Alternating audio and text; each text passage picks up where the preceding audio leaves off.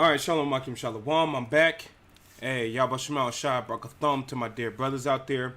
You little man and sisters worshiping Yahweh by Hashem Yahweh Shai in spirit and in truth. Before I start, I want to give all praises to the creator of the heavens and the earth. Yahweh by Hashem, Yahweh Shai by Hashem, Harakak Wadash.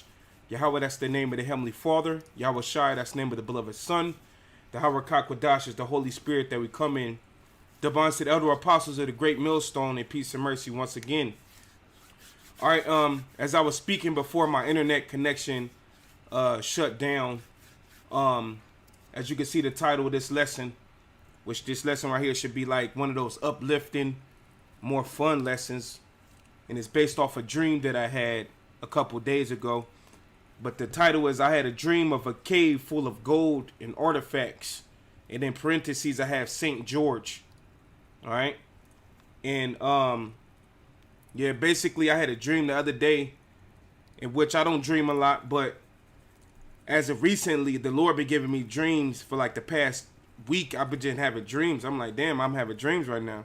And one of the dreams was that like you see this thumbnail, the thumbnail of the video, it was a cave and it looked like this, like you see in the thumbnail. Now this is from the movie The Mummy. And it was filled with gold, all type of gold, just like you see. Matter of fact, here we go right here, the actual scene, the clip from The Mummy. I'm not going to play it, but I'm going to click through. I'm going to click through it to show you this is how the cave looked. And it was filled with gold and artifacts. And the artifacts was like all the history that's being hidden. All the history that's being hidden concerning the Israelites. All of our facts. It had everything. It had gold in there like this. And it had artifacts everywhere. And in the dream, I explained the dream, but in the dream also it was a book that was shown to me in the dream. And this was the reason why I got St. George. The reason why I got St. George in parentheses, because a book was shown me and it said George. It said St. George on the cover of the book. And this was the image that was the cover of the book. Now I don't, like I was saying previously, you know, I'm not the type of brother that go deep into, you know, like Moorish histories or we ruled in Europe. And I know my fair share about all of that, you know, but that ain't where my strength is at in the spirit. So I never heard of a St. George, you know, I never heard of a St. George, you know what I'm saying? But this was the cover of the book, and the book was opened. And when the book was opened, it had George on the front though. But when the book was opened, like you know about the Black Russian icons, this is what was in the book. It was images like this. And the guy was flipping the pages. And I remember, I can't remember exactly what he was saying, but he was saying, yes, this is y'all, this is you. Like he was basically pushing out that it was us, and this is it was us basically. You know, that's what he was saying. And it had images in that book. The cover was this right here. The cover was that image right there. And when he was flipping through the book, it was images of Jake like this. You know? It was images of Jake like this in the book. Like I said, I never heard of a St. George or nothing. But as soon as I woke up, I started searching it. And when I seen this image, I was like, oh shit, that was the front cover of the book that was shown to me. I've never seen this image before. And when I looked into what St. George is and everything of the sort, we're going to get into it. You know what I'm saying? Because it's all spiritual. You know? So just to quickly tell the story. You know what? No. Let's read this verse real quick, and then I'll quickly go over the dream, because it's a very, I only can really remember a little bit now. It's been 2 days since I had it.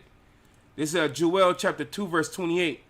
It says, "And it shall come to pass afterward that I will pour out my spirit upon all flesh, and your sons and your daughters shall prophesy, and your old men shall dream dreams, and your young men shall see visions." So that's what I believe. The Lord gave me that dream right there. And it was a cave full of gold like this, and it had artifacts in it. Now, to quickly speak on the dream, I don't know who I was with, brethren. I don't know. It was somebody with me. It was a group of people with me. I don't really remember now. But basically, we found some cave. And we bust in the cave, and it was this. It was gold every freaking where, and it was like I remember it was plates of gold. I remember it looked like cards, golden cards, and I was holding them and flipping through them, like, oh snaps. And it was weird because we were like, damn, how we gonna get out of here? So we like broke out of there, but we ended up somehow in my auntie's garage. It was like the cave was connected to my auntie's garage. That was weird. I don't know. So when we broke out of there, we got out the cave. Another group of people came in there. I don't know who these people were, and it was like people that get took on a tour, and they have like a tourist explaining everything to them.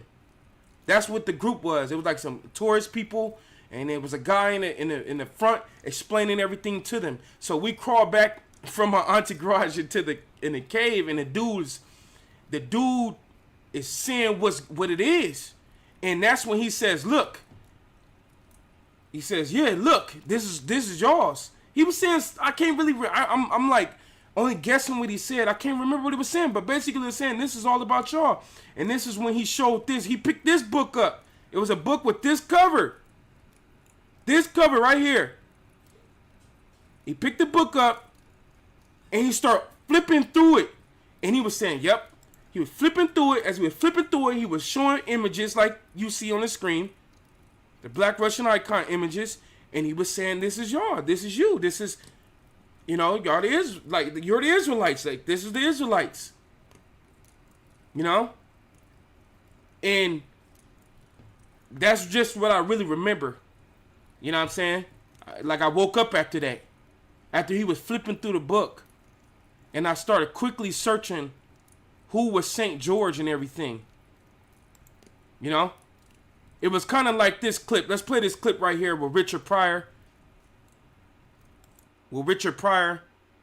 It was just like this. It was like this too. It made me think of this. Professor! I got it open!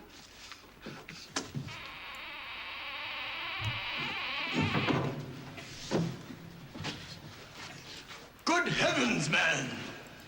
Great Scott, we've discovered the fountain of all knowledge of Egypt in the entire world. Do you realize the importance of this moment, Smedley? Yes, sir, I do. Do you see the brilliance, the untold years? I see it, sir. Oh, Sir. that's his message. Thank you so much. Thank you, sir. Slide. Look! What is this? See.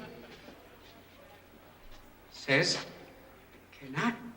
This is the elixir of life, sir. The elixir of life? The cure for all diseases. Wait. See here.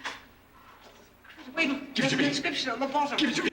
Man arrived on Book of life. in the beginning when man arrived on earth, the black gods did leave their spacecraft and they walked and they named the beasts of the sea and the animals of the land. Heavens. And man in his blackness did walk the earth making medicine. Medicine? They discovered type These were all black people got down.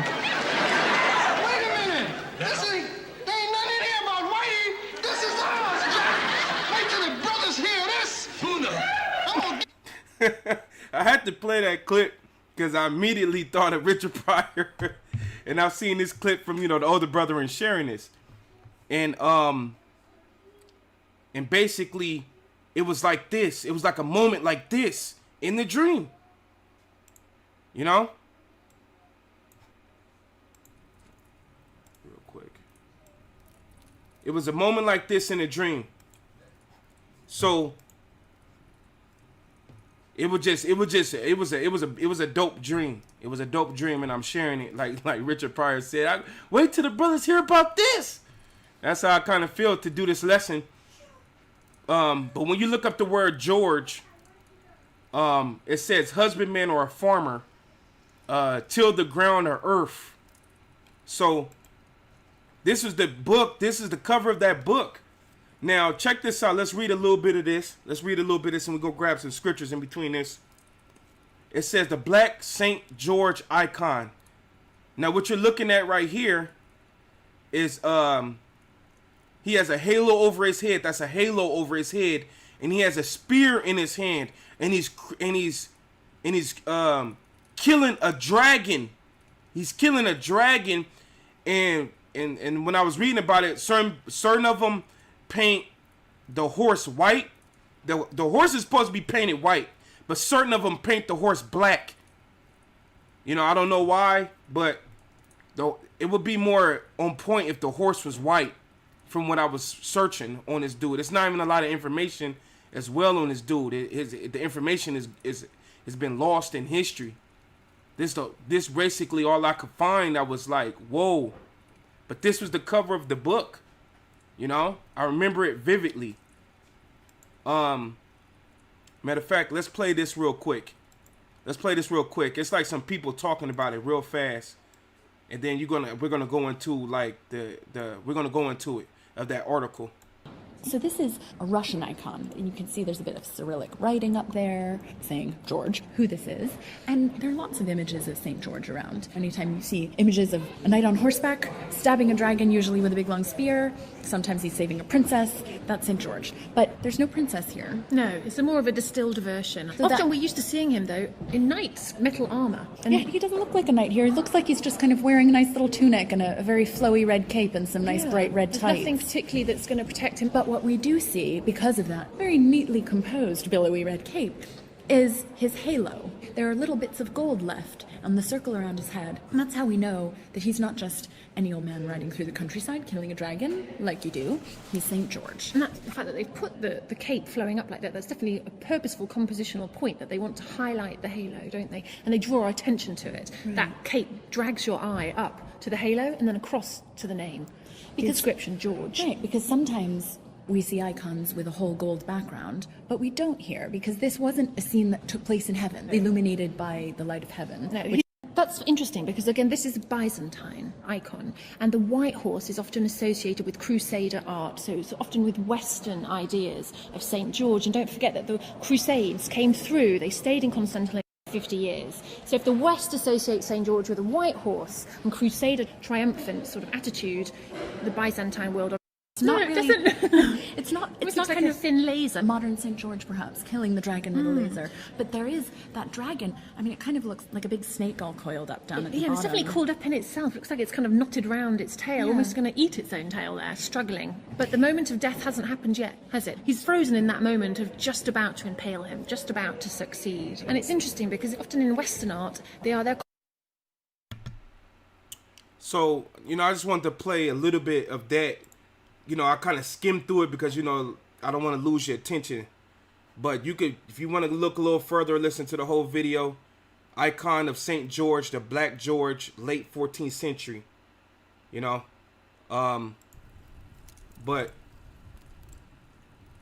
that was the cover of the book right there.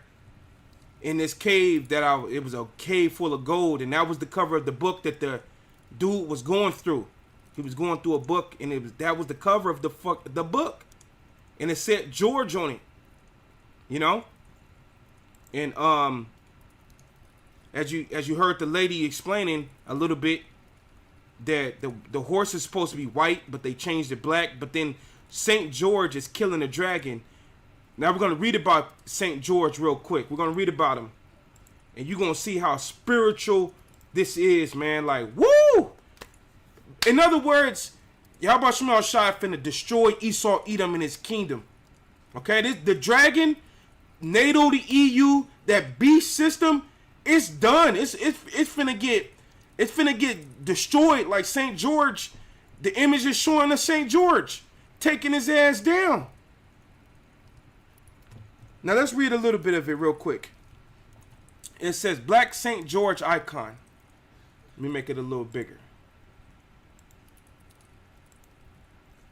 It says this icon of Saint George has become known as the Black George because the horse is painted black rather than the white horse that has traditionally been used for Saint George icons. Russia converted to Christianity in 988, and much of its religious art was inspired by the Byzantine traditions. This icon, made in 1400s, was discovered in 1959 in a village in North Russia. It was being used as a window shutter. The Black Saint George icon depicts Saint George and the dragon, which legends describe the saint slaying a dragon that demanded human sacrifices and thereby rescuing the princess chosen as the next offering. So the you could think of Shrek, the movie Shrek. That's what it just said. It says the legend describes the saint slaying a dragon that demanded human sacrifices and thereby rescuing the princess chosen for his next offering. That's like, damn, that now you know where they get the movie Shrek from. Now, the spiritual thing is this. The princess represents Israel. The dragon represents Esau Edom. And Saint George represents the righteous. Now, watch as we go further in this article. It's going to explain that to you. It says some icons depicting the saint. You know what? I got to grab a scripture. I'm sorry. Revelations 20. All right. It's Revelations 20 and 1. Because the dragon is Esau Edom in his kingdom, in his power structure. Revelation 21 says, and I saw an angel come down from heaven, having the key of the bottomless pit and a great chain in his hand. And he laid hold on the dragon, that old serpent, which is the devil and Satan, and bound him 1,000 years. And this is when Esau went down. The self-proclaimed white man is Esau. He went down in his Roman Empire. Okay? The dragon was that Roman Empire, which was ran by the Edomites, the Romans. And he got pushed into the caves for 1,000 years. It says, and cast him into the bottomless pit, which is those mountains, the Caucasus Mountains, which if you look up the Caucasus Mountains and you ask, is the Caucasus Mountains a part of Europe? And the answer is yes. They consider the Caucasus Mountains Eastern Europe. All right? So he got put into the caves, that bottomless pit, which is, the bottomless pit is Europe itself, but he got put in the caves, eastern part of the bottomless pit. It says, and cast him into the bottomless pit and shut him up and set a seal upon him that he should deceive the nations no more, till the 1,000 years should be fulfilled, and afterward he must be loosed a little season. So Esau came out of the caves in the Renaissance era. The Renaissance, which means the rebirth. And he's in his little season now. He's in that little season right now. And what is he doing? Let's go on. Let's go to verse 7. It says, and when the 1,000 years are expired, Satan should be loosed out of his prison. He came out of the caves. And shall go out to deceive the nations which are in the four corners of the earth, He's out of the caves deceiving the world again. That's what he's doing. And one of the many things he did is that he raped and robbed the earth for all the precious artifacts, gold, precious jewels. Okay? That's what he did. And the Lord allowed me to have that dream of seeing it. In this, now we're back in this little article of St. George here. So now that we established that Esau Edom is that, the serpent-clad white man, he is that dragon. Now jumping back to the article, it says, and thereby rescuing the princess chosen as the next offering. Some icons depict the saint as a horseman killing the dragon date to the 12th century. The motif became popular, especially in Greek, Georgian, and Russian icon traditions. The saint is depicted in the style of a Roman cavalryman.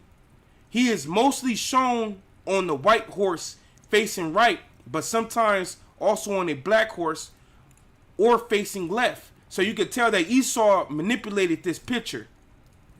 He was on a white horse facing right. He wasn't on a black horse facing left. But remember the Renaissance era, one of the things they did was iconoclasm, which was defacing of images. He started to change up the images. It says, but sometimes also on a black horse or facing left. From its Eastern origins, it was introduced into the Western Christianity tradition by the Crusades. It says Byzantine art is the term used for the artistic products produced by or influenced by Eastern Roman or Byzantine Empire. The empire emerged from Rome's decline and lasted until the fall of Constantinople in 1453. Many Eastern Orthodox states in Eastern Europe preserved the empire's art for centuries afterward. Artistic traditions that originated in the Byzantine Empire, notably regarded icon painting, were maintained in Greece, Cyprus, Siberia, Bulgaria, Romania, Russia, and other Eastern Orthodox countries to this present day. So there's a lot of art out there that we don't know about, that the Lord got hidden, that we're gonna get. It says, let me see. Where's that at, man? No.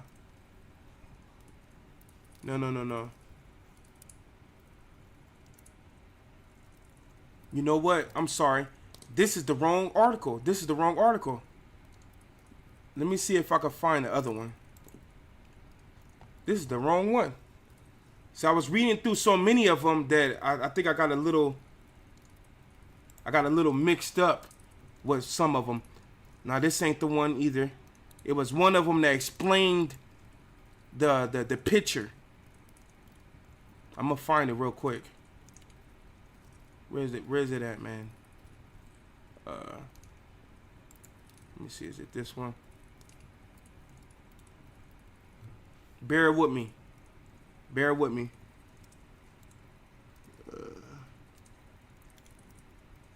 Oh, here we go, right here. This is the one. Okay? This is the one. Now that we read all of that, it's basically it's saying the other thing that the other one said. But now that we read what the picture is depicting, now check this out. Let's rewrite. Let's start right here.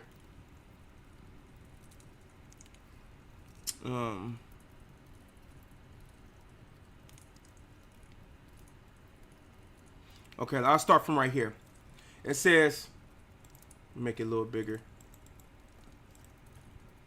It says, the first thing anybody thinks about in connection with St. George is dragons.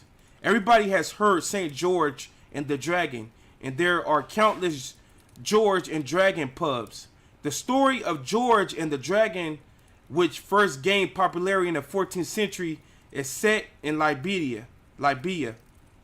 It says the story tells of a dragon was terrorizing the local populace, who tried to appease it by feeding it all their flocks of sheep. When all the sheep had been eaten, they turned to human sacrifices. But even so, the beasts continued to destroy the countryside. So basically, it's Esau being destructive in the planet Earth. And you try to please Esau, you try to do anything for him, and he's not satisfied, as the scriptures say. He could not be satisfied. In Habakkuk 2, it says, finally, it was decided to sacrifice the princess in a last ditched attempt to buy off the dragon. Fortunately for her, along came St. George on his trusty white charger, his white horse, and duly slew the offending dragon, freeing the princess in the process. It says, it is said that the story is allegorical. Now this is the point. It is said that the story is allegorical, with the dragon representing Satan and the princess representing the Christian church. It does not, however, take a major leap to the connection of the story of St. George and the dragon with the equally well-known myth. So that was the point. That the story is allegorical. The dragon represents Satan, which is also Esau, and the princess represents the church. You know? So I thought that was crazy when I was reading through that. And how it lines up with what us today. It's Jeremiah 6:2. It says, I have likened the daughter of Zion, the Israelites, to a comely and delicate woman. You see that? And we went through Romans 20 that Esau is the dragon. And he's trying to devour the woman. You know? That also matches Revelations, the 12th chapter. Revelations 12 and 1. It says, and there appeared a great wonder in heaven, a woman clothed with the sun and the moon under her feet, and upon her head was a crown of 12 stars. So that woman represents Israel, and the 12 stars represent the 12 tribes. And the sun and moon represents the knowledge, wisdom, and understanding that the Lord have endowed the Israelites to have, which you find in Deuteronomy 4, I think it is. You know? This is Deuteronomy 4 and 5. It says, behold, I have taught you statutes and judgments, even as the Lord my power commanded me, that ye should do so in the land whither ye go to possess it. Keep therefore and do them, for this is your wisdom and your understanding in the sight of the nations, which shall hear all the statutes and say, surely this is a great nation. Surely this great nation is wise and understanding people.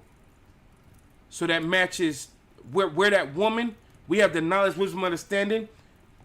That dragon has been devouring us.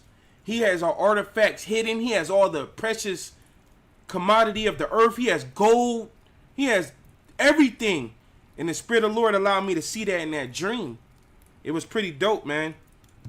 And it had that book. It had a book. It had a book with that icon on it of St. George. Let me see if I could blow this one up. And the dude started flipping through it, and it had those icons in it. You know what I mean? It had this picture on it. It had those icons in it. And when you look through St. George, who this guy was, he was a dude who slayed the dragon. He came through on a white horse, like Yahushua. He came through on a white horse, and he slayed the dragon and rescued the woman. What is that, Revelations 19? And not like I was saying, I never looked, I never even knew that there was a St. George in the stories of such. But after seeing it in my dream, I looked it up and I was like, whoa, this is crazy. The Lord basically showed that. This Revelations 19 and 11 says, and I saw heaven open, and behold, a white horse. He that sat on him was called Faithful and True. In righteousness does he doth judge and make war. You see? You know what I mean? And that's Yahushua. You know? And let me jump down to verse 19. It says, and I saw the beast and the kings of the earth and their armies gathered together to make war against him that sat on the horse and against his army. And the beast was taken. Esau Edom's gonna lose his power. He went from a dragon to a beast, a 7-head beast. It says, and with him the false prophet. He been using the Roman Catholic Church, and out of the Roman Catholic Church stems out all the different type of Christian denominations. It says that wrought miracles before him, with the which he deceived them to have received the MOTB, which is the charagma, the micro-C-hip, and them that worshipped his image. They both were cast alive into a lake of fire burning with brimstone. It says, and the remnant were slain with the sword of him that sat upon the horse, which sword proceeded out of his mouth, and all the fowls were filled with their flesh. So Esau Edom's going to lose. Just like St. George killed off the dragon in the story. You know? So, yeah, man, I just wanted to report on that. I thought that was, it was just a pretty dope, man. I thank y'all about Shema Shad. I was able to have that dream.